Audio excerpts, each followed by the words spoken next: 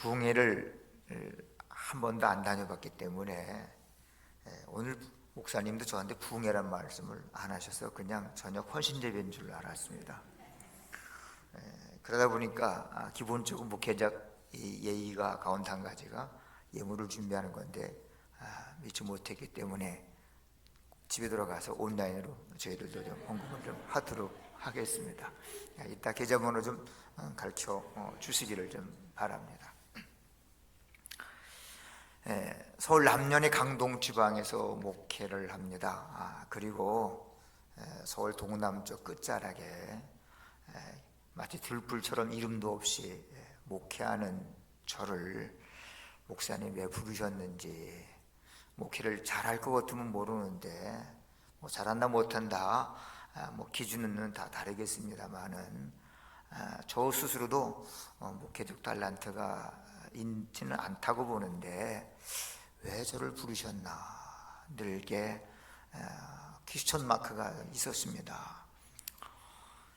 1992년도에 목사 안수를 받고 경기도 여주에서 목회한 다음에 강동 지방으로 32살에 올라와서 제가 올해 64입니다. 그 가운데 17년 6개월 동안 지하에서 목회하고 그리고 지금까지 2층에서 목회하고 있는데 왜 저를 부르셨나 납득이 안 되는 거예요. 우리 목사님 주변에는 기라성 같은 목사님도 많이 계시기도 하고 그리고 또 이 교회 자체가 저희 교회보다도 수십 배 더 크고, 그런데 왜 부르셨는가 계속 하나님 도대체 저희 교회보다 큰 교회 가서 무슨 말씀을 어떻게 전하라는 겁니까? 라고 이렇게 이제 묵상하며 말씀을 준다는 가운데 이 교회가 오래전부터 이 교회를 건축을 한 것은 알고 있고, 한국 교회가 어느 교회든지 건축을 하게 되다 보면 목회자들은 참 이게 건축하다 보면 그 물질 문제가 많이 어려운 것도 교회를 지어본 사람이건 옆에서 구경하는 사람이건 다 알기 때문에 아마 그 또한 굉장히 목사님이나 교우들이나 그 문제가 큰 기도 제목이기도 하고 헤쳐나가야 할 과제가 아니겠는가 하는 생각을 갖게 되면서 저희처럼 작은 교회건 아니면 이처럼 교회를 지어서 복음에 이렇게 디딤돌을 삼아 나가는 교회건 어떤 마음의 짐이라는 것들은 똑같이 있지 않겠는가. 그래서 제가 최근에 경험한 것들을 좀 통해서 저희도 은혜 받고 그리고 우리 동강교회 교우들도 또 은혜 받고 함께 나갔으면 좋겠다 하는 의미에서 말씀을 준비를 했습니다. 뭐 전문 부흥 강사가 아니기 때문에 원고에 매여서 말씀을 전할 수밖에 없음을 양해해 주시기를 좀 바랍니다. 예수님의 12 제자 중에 하나인 요한이 에베소에서 목회하다가 로마 제국의 박해로 인해서 반모란 섬에 유배됩니다. 기독교에 대한 첫 번째 박해는 네로 시대에 있었습니다. 그때 수천 명의 그리스도인들이 순교를 했습니다. 바울과 베드로도 이때 순교했습니다. 그런데 기독교에 대한 로마의 제국의 두 번째 박해는 AD 81년서 96년 사이 도미시안 황제 때에 일어났습니다. 이때에 약 4만 명의 그리스도인들이 신앙을 지키다가 순교를 했습니다. 요한이, 예수님의 사랑하는 제자인 요한이 반모란 섬에 유배를 간 것도 이 시기였습니다. 요한은 이곳 반모란 섬의 채석장에서 90이 넘은 늙은이로 돌을 깨는 그런 중노동에 시달리고 있었습니다. 그러던 어느 주일날입니다. 요한이 성령에 감동되어 뒤에서 나는 나팔 소리 같은 큰 음성을 듣습니다. 그것은 내가 보는 것을 두루마리에 써서 에베소, 서모나, 버가모, 두아디리아, 사대, 빌라델비아, 라오디게아 등 7교회에 보내라는 그런 주님의 말씀이었습니다. 그래서 요한이 몸을 돌이켜 자신에게 말한 음성을 알아보려고 돌이킬 때에 7 금촛대가 보였고 촛대 사이를 인자 같은 이가 거닐고 있었습니다. 그 모습은 이러했습니다. 발에 끌리는 옷을 입고 가슴에 금띠를 둘렀습니다. 머리와 털의 희기가 흰 양털 같았고 눈 같았습니다. 눈이 불꽃 같았습니다. 발은 풀무불에 단련한 빛난 주석과 같고 음성은 많은 물소리 같았습니다. 눈이 불꽃 같았습니다. 발은 풀무에 단련한 빛난 주석 같고 음성은 많은 물소리 같았습니다. 오른손에 7별이 있었고 입에는 좌우에 날선검이 나왔고 얼굴은 해와 같이 빛났다. 오늘 본문 말씀의 내용입니다. 요한이 그 모습을 보자 기절하여 죽은 자 같이 되었고 그가 요한에게 나타난 그분이 요한에게 오른손을 얹고 말씀하십니다. 두려워하지 말라. 나는 처음이요 마지막이니 곧 살아있는 자라. 전에 내가 죽었었노라 볼지어다. 이제 세세토록 살아있어 사망과 음부의 열쇠를 가져왔노니 그러므로 내가 본 것과 지금 있는 것과 장차될 일을 기록하라. 내가 본 것은 내 오른손의 7별의 비밀과 또 7 금촛대라. 7별은 7개의 사자요 7 촛대는 7 교회니라 라고 말씀했습니다. 이 말씀에 대한 요지가 뭔가 참 처음에 읽을 때는 잘 무슨 말인지 모르는데 한참 읽다 보면 이 말씀의 요지는 본문 19절 말씀입니다. 내가 본 것과 지금 있는 일과 장차될 일을 기록하라 라는 것입니다. 즉 부활하신 예수님이 19절에서 세 가지를 말씀하고 있습니다. 그것은 내가 본 것을 기록하라, 지금 있는 일을 기록하라, 장차될 일을 기록하라. 그러면서 내가 본 것은 뭐냐? 오늘 1장 12절에서 19절에 기록된 대로 사도 요한이 본 부활하신 주님의 모습입니다. 다음에 지금 있는 일은 요한계시록 2장 3장에서 기록된 예수님이 진단한 7교회의 영적인 상태를 말합니다. 장차될 일은 요한계시록 6장서 22장까지 내용으로 앞으로 여러분들이 우리 목사님을 통해서 기회가 되는 대로 듣게 될 그런 말씀입니다. 본문은 요한이 본 부활하신 예수님의 모습입니다. 모두 9가지인데 그 중에 오늘은 2가지만 제가 좀 말씀을 드리려고 합니다. 첫째로 요한은 부활하신 예수님이 촛대 사이를 거닐고 계심을 보았습니다. 13절에 보면 촛대 사이에 인자 같은 이가 발에 끌리는 옷을 입고 촛대 사이에 인자 같은 이가 발에 끌리는 옷을 입고 라고 했습니다. 그리고 에베소 2장 1절에 보면 계시록 2장 1절에 보면 그러면 한번 같이 읽어보십시다. 시작. 에베소 교회의 사자에게 편지하라. 오른손에 있는 7별을 붙잡고 7 금촛대 사이를 거니시는 이가 이르시되, 여기 보다 보니까 7 금촛대 사이를 거니시는 이가 라고 하면서 또한 촛대에 대해서 7 촛대는 7 교회니라 라고 말씀을 했습니다. 그러므로 예수님이 촛대 사이를 거닐고 계시다라고 하는 것은 예수님이 교회의 머리로서 모든 교회를 돌보시고 있다. 이 땅의 모든 교회를 돌보시고 있다는 것입니다. 동강교회도 붙들고 계시고 저희가 좀 작은 임대교회도 주님이 붙들고 있다라는 것입니다. 목회를 한 30몇 년 함에도 불구하고 이런 사실이 잘 깨달아지지 않았습니다. 그런데 7 금촛대 사이를 거니시는 이가 주님이 교회를 모든 교회를 붙들고 있구나. 수십 년 목회에도 불구하고 어느 순간 이런 느낌과 깨달음이 왔습니다. 저희 지역은요, 여러분 혹시 옛날 TV 뉴스가 오는데 택배 대란이라고, 그래서 택배가 들어가려는데 아파트에서 못 들어가게 막아서 뉴스화됐던 강동구 고덕동의 그라시움이라고 하는 아파트 지역입니다. 머무를 때는 그 지역에 그 기존 아파트가 이렇게 재건축돼서 5층 주공 아파트가 막 15층, 20층으로 재건축되면 저희 교회가 아파트 앞에 있으니까 이제 막 교인들이 몰려오겠지라고 그렇게 생각을 했습니다. 그런데 어느 순간에 아파트 입주 완공 한 1년, 2년 앞두고 나서 안 온다. 거기는 중산층에 사는 아파트가 인대교회에 안 온다는 생각이 왔어요. 지하실 교회에 목회할 때는요, 지하실 사는 사람들이 와요. 경험해 보니까 임대교회, 2층 임대교회에 있을 때는 주로 건물 가진 분은 안 와. 임대교회들만 오더라고요.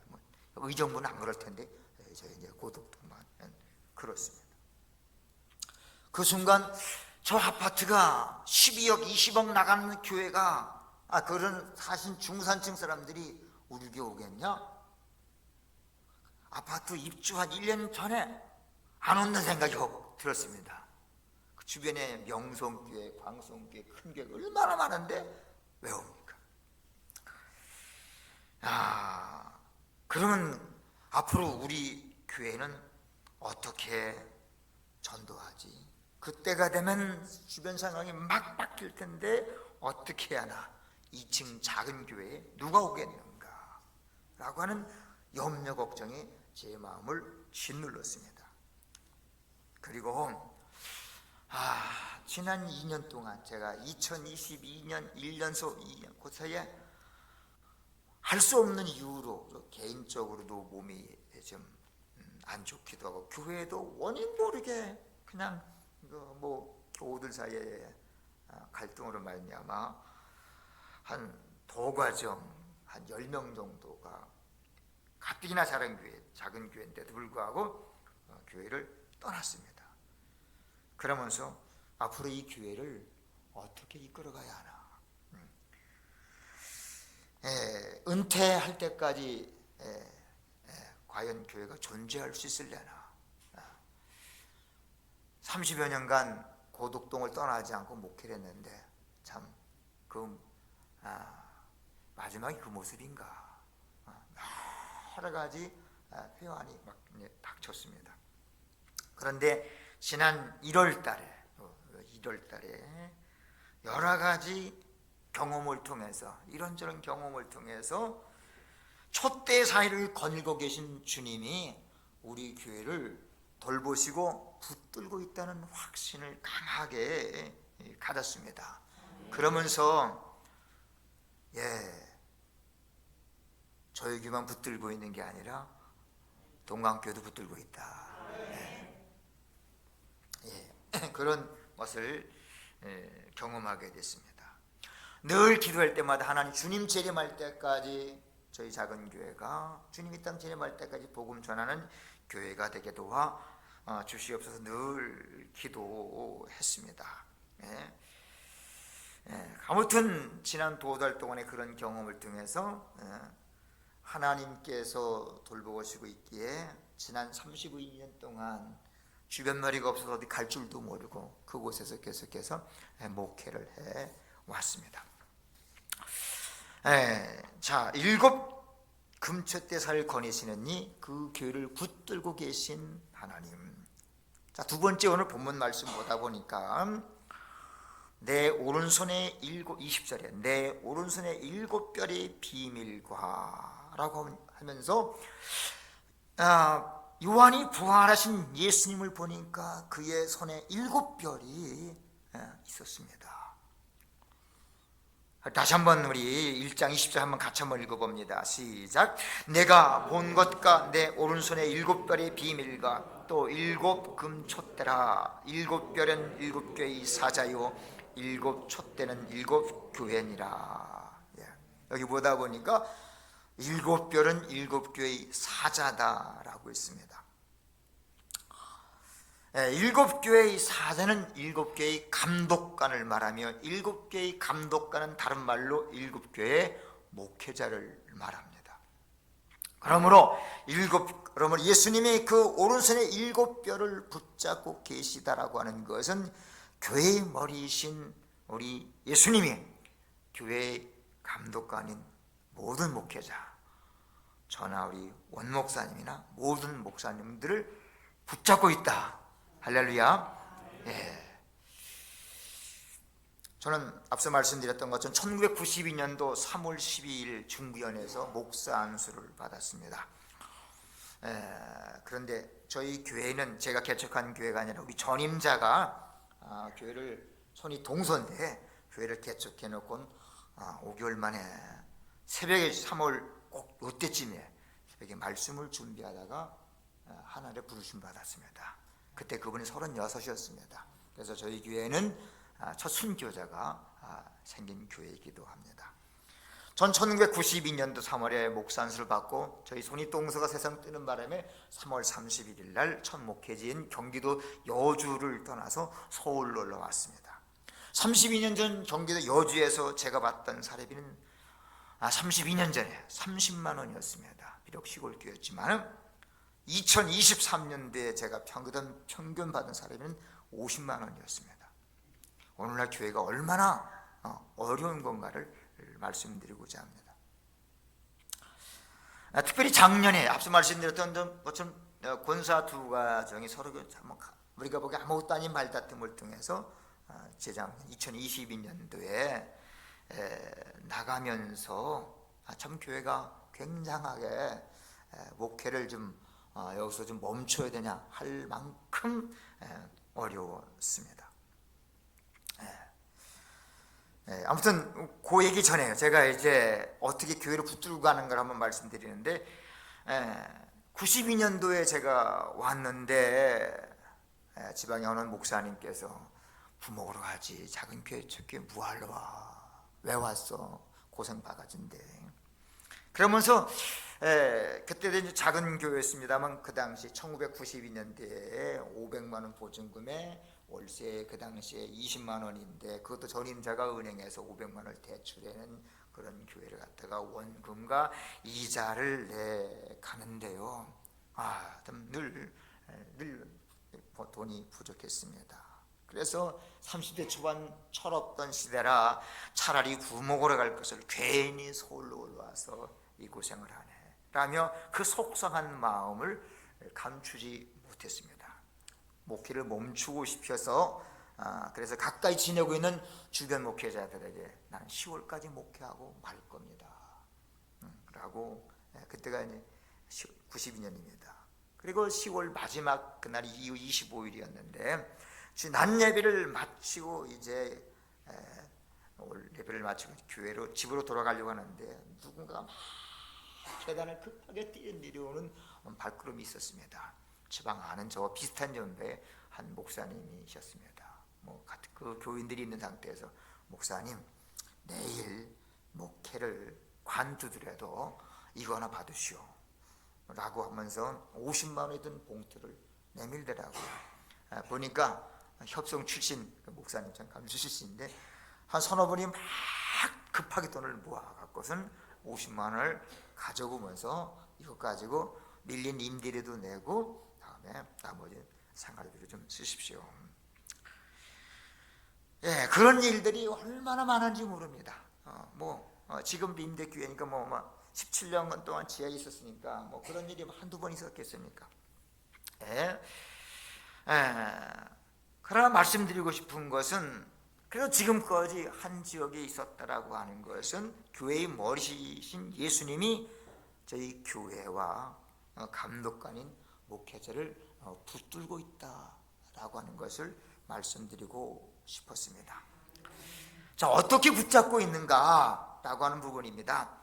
오늘 20절의 말씀에 보면 부활하신 예수님이 요한에게 내가 본 것은 내 오른손의 7별의 비밀과 라고 말씀했습니다. 그런데 7별의 비밀이라는 말을 영어 성경 NIV와 NASB 그리고 RSV 성경에서는 묘하게 표현했습니다.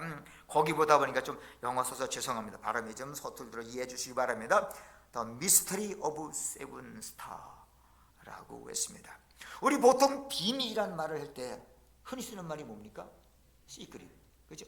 비밀은 시크릿을 우리가 흔히 쓰는데 시크릿이라 쓰지 않고 미스테리라고 썼습니다. 영어 성경을 보다 보니까. 자, 시크릿과 미스테리 차이점이 뭔가? 시크릿은요, 제가 알기로는 그렇습니다.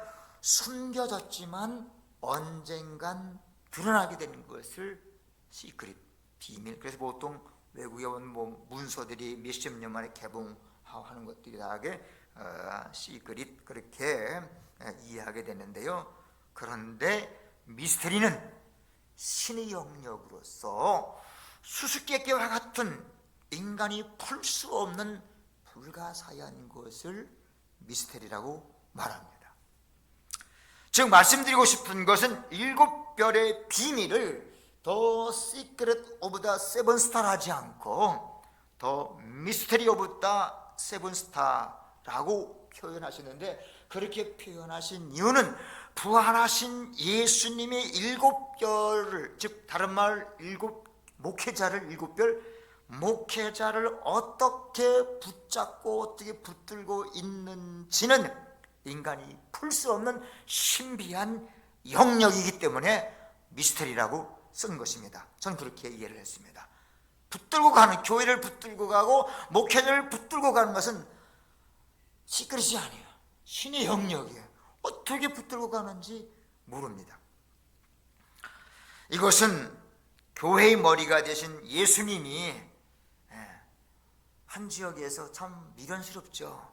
한 지역에서 32년 동안 있는 것도 참 주변마리가 없고 융통성이 없고 앞뒤가 꽉 막혔기 때문에 그 자리에 있는 겁니다. 부목도 안 가보고요. 그냥 지금껏 있는 겁니다. 제가 올해 한국 나이로 64세입니다. 앞으로 6, 7년은 은퇴입니다. 참 이런 이렇게 멍청한 것도 없습니다. 중간에 마음이 없었겠습니까? 그런데 교회를 붙들고 가고 목회자를 붙들고 가는 것은 하나님이시더라. 주님이 붙들고 가는데 어떻게 붙들고 가는 건 미스터리더라고요. 주님이 붙들고 가더라. 그래서 하나님께서 저에게도 붙들고 가고 저도 붙들고 가고 저와 같은 속상함이나 이런 거, 답답함 이런 것들이 원 목사님은 없었겠습니까? 나는 교회 건축을 안 해봤기 때문에 건축이 아프면 몰라요. 그러나 얘기를 들어다 보다 보니까 소병 생기고 오줌을 못 놓고 다리를 다치고 별게 많더라고요. 다 아프더라고요. 그냥 소갈이하고요. 어떻게 보면 전 속편했는지 몰라요. 그냥 이게 안 줘봤으니까 그냥. 아까 우리 목사님 말씀드렸습니다. 난 평생에 있어도 우리 교회에서는 교회 건축은 말도 안 되지 않습니까? 지금도 힘들게 무슨 교회를 짓습니까? 그러나 좀 참여 좀 하자. 그래서 좀 작은 마음을 제가 부탁을 했죠. 그래도 우리 교회 이름으로 참여하면 그래도 하늘나라에 오라고 이름이 하나 써 있지 않겠습니까? 그런 마음에서 그냥 했던 거지 그냥 다른 건 아니었습니다.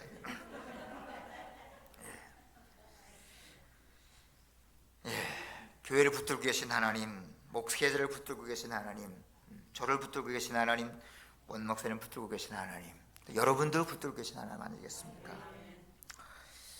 마태복음 16장 16절에서 20절에 보면 베드로가 주는 그리스도시요 살아계신 하나님의 아들이십니다라고 고백하자 예수님께서 바요나시모나 네가 복이 있다. 이를 내게 알게 하니는 혈육이 아니요 하늘에 계신 내 아버지시니라 말씀하시면서 너는 베드로라. 내가 이 반석에 내 교회를 세우리라. 즉 예수가 그리스도란 믿음에 주님께서 내 교회, 예수님이 주인이 교회를 세우겠다.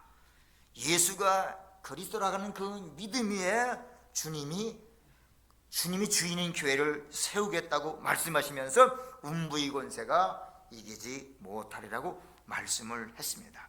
이것은 예수가 그리스도로서 인생의 해답이요 모든 문제 해결자라는 흔들리지 않은 믿음만 있으면 그 믿음 위에 음부의 권세, 사탄의 권세가 결코 무너뜨릴 수 없는 그 교회를 주님이 세워 가신다. 할렐루야. 저는 믿습니다. 그래서 저는요, 하나님 어떻게 그럴지 모르지만 이 교회도 건축돼서 부흥하는 모습을 끌어가시지만 하나님은 또 저희 교회 입장도 하나님께서 끝까지 주님이 땅 재림할 때까지 주님이 이끌어갈 줄 저는 믿습니다. 교회는 건물이 아니라 교회는 예수를 그리스도로 고백하는 사람들의 믿음이기 때문에 그렇습니다.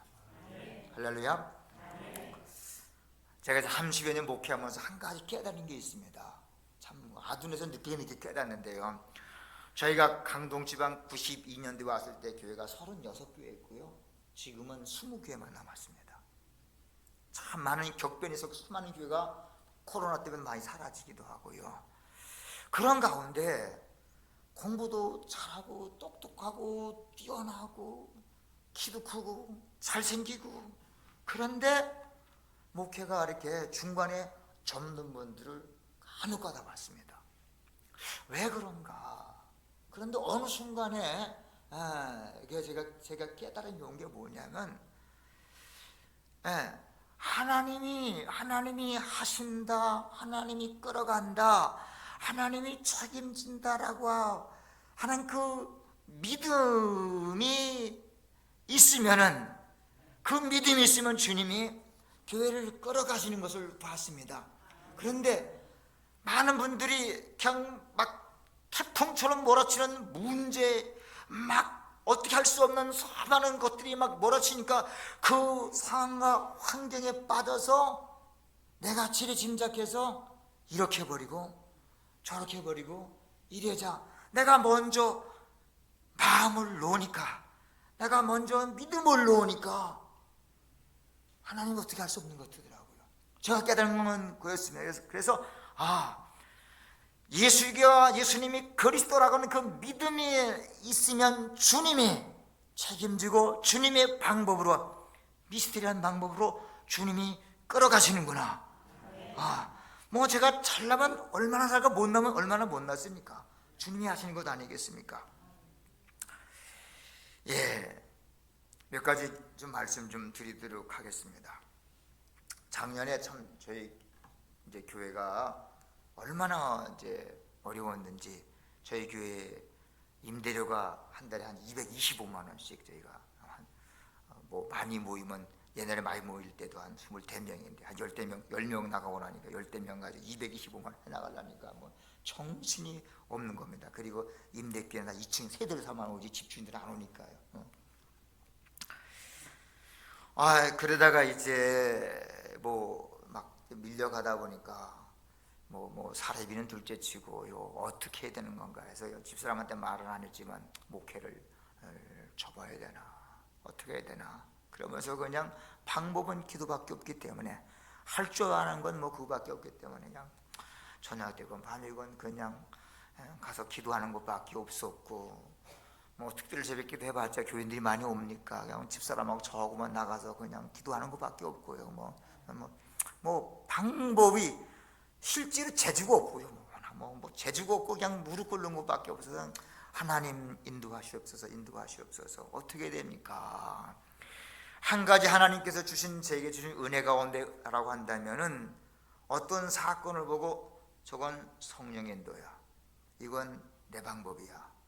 그래서 그건 구분할 수 있는 은혜를 주셨습니다. 그래서 하나님이 사인이 오기 전까지는 안 움직이는, 내 생각, 내 느낌 앞세우지 않는, 이럴 땐 이렇게 해야지 하는 건 하나님이 확실한 인도를 보기 전까지는 안 움직이는 그런 은혜를, 분별의 은혜를 저에게 주었습니다. 그래서 그냥 뭐 임대료는 막 밀려가고 어떻게 할 줄 모르지만 하나님이 사인이 없다 보니까 하나님 도대체 어떻게 하라는 겁니까?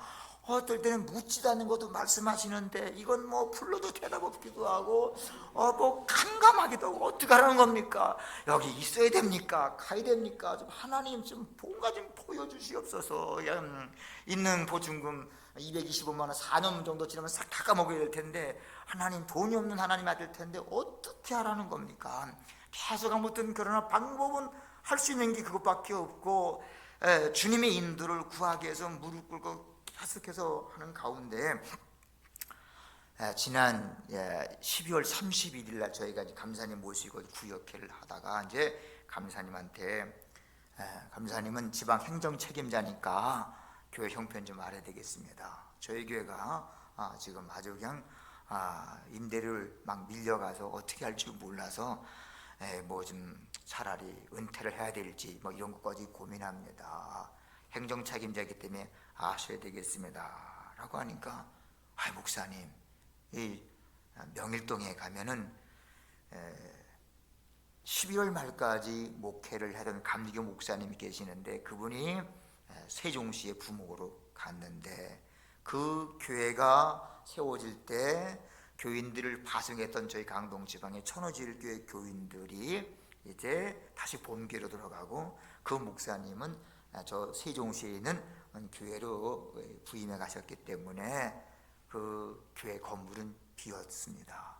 어떻게? 그런데 여기보다 임대료가 절반입니다.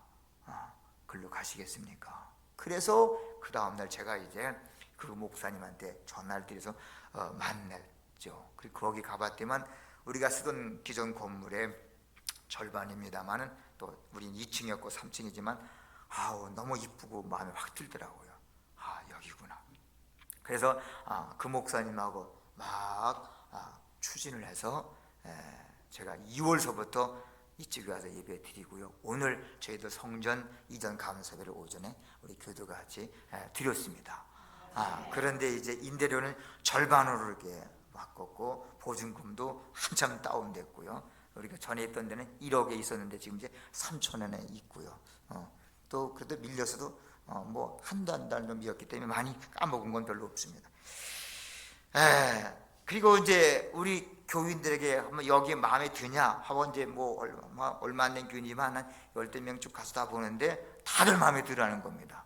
그래서 이대로 하자. 다음에 이제 교회 이름을 뭐라고 지었으면 좋겠냐. 그러니까 우리 집사람이 딱 들어가자마자 딱 느낌에 참 좋네. 참 좋네. 참 좋은 교회. 영어로 very good church. 그래서 그대로 간판도 그대로 쓰고요. 그리고 우리 전임 목사님이 그 전현 우리 건물주한테 3개월까지 임대료를 다 내기로 했다라고 하고서는 3월 달까지 이미 거기가 다 내주기로 다 돼 있어서 아주 그냥 뭐 인테리어도 하나도 할 것 없고요. 그냥 그대로 돌아가고요. 다음에 우리 과정 가운데 하나님이 얼마나 도움는지요. 임대 건물이 보통에 이전할 때 철거비 할 때 철거비용 만만치 않게 들어갑니다. 원상복구라 그러죠. 근데 전에 우리 지방에 어떤 교회가 일로 옮겨갈 때 다른 길로 옮겨갔는데 철거 비용이 600만 원 들어갔는데요. 기본 뭐 다 웬만한 건 뭐 아들 뭐 다 이런 데 동원해서 하고도요, 순수하게 업자에게 맡겨서 치운 것만 한 700만 원, 700만 원 본인이 들어갔다고 하는 겁니다. 근데 저희는 그보다 더 큰 거라 이리저리 계산해서 이전 과정이 한 최소한 1000만 원 정도 들어가지 않겠는가. 이거지. 건물을 원상복구해 줘야 되기 때문에. 그런데 하나님께서 이모저모로 돕는 손길을 통해서 철거 비용 하나도 안 들어가고요. 우리가 기존에 있는 선고 이전 비용, 기존 선고 몇 가지 이전 비용만 들어가는. 그래서 그것을 겪으면서 7별의 비밀과 7 금초대를 하시는 이 교회를 붙잡고 있고 목회자를 붙잡고 있는 이것을 아주 그냥 절감하게 됐습니다. 그런 가운데 이제 제가 혹시 아시는 모르지만 제가 좀 몇 년 전에 지금 골수영성 이상 증후군이라고 해서 백혈병 전 단계에 지금 앓고 있습니다. 백혈과 많이 수치가 낮습니다. 그래서 이제 나름대로 좀 살려고 맨발 걷기를 지금 열심히 하고 있습니다. 오늘도 하고 있는데, 그 맨발 걷기를 열심히 하던 가운데 어느 날 선한목적교회 권사님 한 분을 이제 운동 삼아서 이제 만났습니다. 보통 나이 드신 분들이 맨발 걷기 많이 하고요, 아프신 분들이 하다 보면 어디가 아픕니까? 뭐 유방암, 뭐 자궁, 췌장 다 아프신 분들이 걸어요. 이렇게 그런 가운데 이제 그분 그 선한 목적교회 어느 권사님이 이제 서로 이제 신앙적 얘기하면서 목회자이고 그분이 이제 권사님이라는 걸 알았는데, 그분이 지난 1월 20일 정도쯤에 같이 이제 걷다가 목사님, 제 막내딸이 저와 같이 선한 목적교회를 다니지 아니하고 다른 교회를 다니는데 오랫동안 그 본교회 11조를 하지 아니하고 다른 교회를 했는데 한 2년 정도 지났다는 거예요. 그런데 이제 그 딸이 또 다른 교회를 하고 싶다고 어느 교회 해야 될지 모른다라고 하는 가운데 이 권사님이 기도하다가 저희 교회가 생각이 났다라고 하면서 목사님 계좌번호 좀 보내주세요. 아직도 그 권사님 이름은 뭔지 모릅니다. 그냥 이렇게 권사란 것만 알고 있지 그랬길래 하나님께서 붙들고 가는 교회, 하나님이 붙들고 가는 목회자를 새삼님 알게 됐습니다. 또한 또 말씀을 드려보고 싶은 것은, 제가 이제 저희 전에 했던 건물주가 그래요. 목사님, 저희 건물주도 우리 성결기 권사님 부부신데 저희는 참 좋은 분들 만났어요. 저희가 보통 지금 나가는 게 일반 시세는 330만 원의 임대료가. 근데 성결계 권사님 부부라 이제 200만 원이면 걷다가 부가세 20만 원, 관리비 옆에서 225만 원이 내는 겁니다. 이렇게. 그런데 그분이 이제 목사님 아무 때나 말씀하시면 3개월 전에만 말씀하시면은 빼드리겠습니다. 그러면서 저희는요, 목사님이 빨리 다른 교회로 다른 곳으로 옮겨가길 바랍니다. 왜냐, 우리가 가면 330만 원 월세를 받을 수 있으니까, 우리한테는 220법 못 받으니까 차마 권사님 입장에서 목사 보고 나가라 할 수 없으니까 그냥 기회만 되면 목사님이 나가주시면 참 좀 감사하겠습니다. 늘 이제 그런 표현이었기 때문에 3개월 전에만 말씀하세요. 그래서 이번 1월 1일 날 바로 이제 전화드려서 권사님 저희들이 옮기려고 합니다 라고 했는데, 그 다음날 갑자기 전화가 왔어요. 목사님 죄송합니다. 제가 3개월 전에 말씀드린 반드시 다 빼드리겠다고 하는데, 왜냐 보증금 1억이니까요. 쉽게 빼는 게 쉽지 않은 거니까 빼드리게 한다고 하는데, 부동산에서 알아보니까 요즘 비수기라 안 나간다는 거예요. 그렇다고 목사님 원래 3월 31일까지 빼드려야 되는데 5월달까지 가면 안 되겠습니까? 그러면 권사님 제가 여기도 내고 저기도 내고 지금 돈이 없어갖고 옮겨가는 건데 어떻게 하라고 합니까? 글쎄요 목사님, 정말 5월달까지만 제가 그때 내가 대출 받아 갈 테니까 그때까지만 참아주시죠. 막 아주 간절히 부탁하는 겁니다. 누가 부탁해야 될지 모르는데. 그런데 이제 저희가 이게 이제 딱 우리가 이제 새로 지금 건물로 계약을 하고 났는데, 그 다음날 그 권사님한테 전화가 왔습니다. 목사님 이상합니다. 우리 교회가 이제 비우고 난 다음에 보통 3개월 4개월 지나도 그 건물이 새로 들어올 사람이 없는데 바로 이틀 만에 새로운 세입자가 들어오겠다고 왔다는 거예요. 그분하고 그분이 바로 2월 16일 들어왔습니다. 바로 껴가지고 들어왔고요. 문제는 우리 3층도 학원이 있는데 3층도 그 내놓은 지가 6개월 됐는데 안 나갔다는 거예요. 그런데 목사님이 여기 내놓고 난 다음에 바로 그 다음날 나갔다는 거예요. 그러면서 하는 얘기가 목사님 교회가 뭐가 있는 것 같습니다. 이게 뭐가 있으니까 하나님의 은혜가 있는 것 같습니다. 그래서 그 얘기를 듣는 순간에 하나님께서 이 교회를 붙잡고 있고 우리 교회가 그래도 작지만 함께 하는구나, 힘이 나게 되고 용기가 나게 되고 그렇게 되더라고요. 그래서 그 부동산을 나오면서 그 부동산의 그 사장이 여자분이고 처녀고 나이가 40 다 됐는데 그분에게 아직까지 결혼할 마음이 있습니까? 그러면 하나님께 짝을 달라고 기도해 보십시오. 그러면서 하나님께서 우리 사장님에게도 하나님 만남의 역사를 짝을 만남을 통해 허락하실 겁니다 라고 권면하고, 이제 제가 이제 부동산 사무실 딱 나오니까 뒤에서 그분이 목사님 영일동에 가시더라도 저와 이 건물을 위해서 계속 기도해 주세요 라고 한마디를 하시더라고요. 그런데 이것이 하나님이 붙잡고 가는 표시이고 증거이구나 라고 이렇게 함께 나누게 됐습니다. 앞서 말씀을 드렸던 것처럼 동강교회도 아마 이 교회를 건축한 지 얼마 안 됐기 때문에 모든 목회자들은 건축하는 교회에는 다 어떤 그 건축이 뭐 그냥 짓습니까? 다 은행 다 끌어다가 짓지 않습니까? 이것 때문에 목사님, 장로님, 권사님들 마음이 얼마나 또 애간장 타겠습니까? 그런데 짓게 하시는 분이 하나님, 끌고 가시는 분이 하나님, 책임지시는 분이 하나님. 제가 요 근래 경험한 것입니다. 7교를 다른 말로 목회자를 붙잡고 7 금초대 교회 사이를 거니시는 부활하신 예수님이 당신의 백성과 자녀를 붙잡고 있습니다. 그 부활하신 예수님이 하늘로 승천하시기 전에 제자들에게 세상 끝날까지 내가 너희와 항상 너희와 함께 있으리라고 말씀하셨습니다.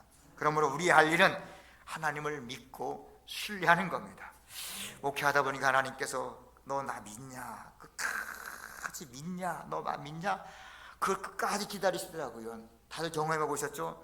하나님은 때로는 스릴 있게 하시고, 다른 말로 하면 애간장타게 하셔서 들어줄 것도면 진작 들어주지 왜 이렇게 애간장 다 태우고 들어주나, 이런 경험 많이 하시죠? 근데 느껴지는 거 있더라고요. 너 나 믿냐? 끝까지 너 믿냐? 그걸 끝까지 테스트 하시더라고요. 제가 경험한 그런 하나님이셨습니다. 바라기는 하나님만 바라보고 하나님만 신뢰하는 가운데에 하나님께서 한 단계 한 단계 해결하시는 역사와 은혜와 능력을 매분마다 체험하시고 고백하셨으면 바랍니다. 하나님께서 건축으로 인한 모든 문제 주님께서 싹 해결하실 줄 믿습니다. 우리 방법이 아닌 하나님의 방법과 하나님의 능력입니다.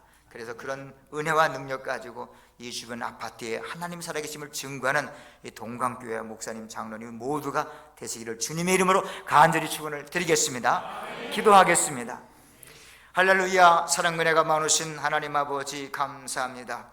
하나님께서 뜻이 계셔서 44년 전에 우리 원로 목사님을 통해서 이곳에 교회를 세우시고, 그리고 복음을 전해서 수많은 주의 종들과 복음의 전사들을 세우신 전능하신 하나님 아버지, 이제 우리 이대 목사님이신 우리 원 목사님과 장로님 교우들을 통해서 또 다른 선교 영역을 위해서 하나님께서 교회를 새로 건축하게 하셨습니다.